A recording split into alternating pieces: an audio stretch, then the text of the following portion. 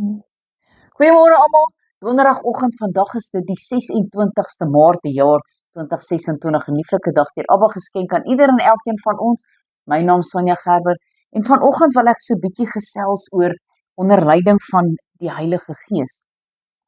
Nou ons hou mos so vas aan tradisie en goeters wat ons nog altyd gedoen het van die voortyd af. Kom ons lees gou hier in Sagaria 7 vers 4 tot 7. Daarop het die woord van die Here van die leerskare tot my gekom en gesê: spreek tot die hele volk van die land en tot die priesters dit: as julle nou 70 jaar lank in die 5de en in die 7de maand gevas en getreur het julle dit werklik ter wille van my gedoen? En as julle eet en as julle drink, is dit dan nie dat julle wat eet en julle wat drink nie? Is dit nie so met die woorde wat die Here deur die diens van die vroeëre profete verkondig het nie, toe Jerusalem en sy omliggende stede bewoond en rustig was en ook die Suidland en die Laagveld nog bewoond was nie? So, hier wil die Here vra, doen julle dit vir my of volg julle werklik die Gees van die Here om te doen wat reg is? Nou, as ons hier gaan lees in Johannes 14, en ek lees vir ons hier vers 25 en 26. Dit het ek tot julle gespreek terwyl ek by julle bly.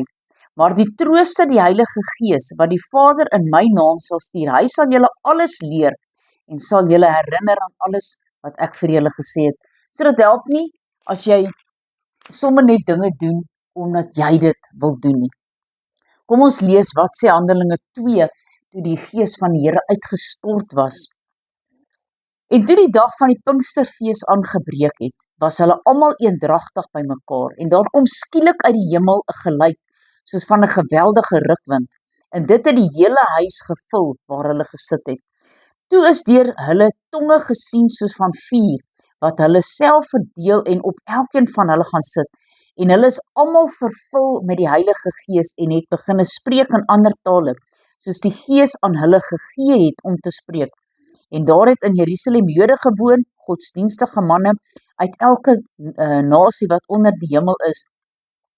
En toe hierdie geluid kom, het die menigte saamgestroom en was in die war, want elkeen het gehoor hoe hulle in hulle eie taal spreek, en hulle was almal verbaas en verwonderd en sê vir mekaar: is almal wat daar spreek dan nie Galileërs nie? En hoe hoor ons hulle dan nou elkeen in ons eie taal waarin ons gebore is, Parters, Meders, Elamiete, en die inwoners van Mesopotamië, Judea, Kappadosië, Pontus en Asië, Frigië en Pamfilië, Egipte en die streke van Libië, by Sirene en Romeine, wat hier vertoef, Jode en Jode genote, Kreteners en Arabiere, ons hoor hulle in ons eie taal oor die groot dade van God spreek, en hulle almal was verbaas en radeloos en sê die een vir die ander: wat kan dit tog wees? Maar ander het gespot en gesê hulle is vol soetwyn. Maar kom ons vra die Here dat ons onder leiding van sy Heilige Gees dinge sal doen. Nie uit onsself uit, sommer net omdat ons nou voel, okay, maar ons doen dit nou so, dis tradisie. Ons moet dit elke keer moet ons dit doen. Ons vas hierdie tyd van die jaar en ons doen dit, en wanneer dit Pinkster is, doen ons sekere goed. Kom ons vra die Heilige Gees om ons te lei. Wat is sy wil vir ons lewe en nie ons eie nie? Almagtige God en Hemelse Vader, Here, ons kom en ons lê ons lewe voor die troon vanoggend, Here. U is God en daar is niemand soos U nie, Here. Dankie vir die Heilige Gees wat inwonend in ons is, wat ons leidsman, ons beraader, ons advokaat. Hy gee vir ons raad wanneer ons dit nodig het. Hy is ons verlosser.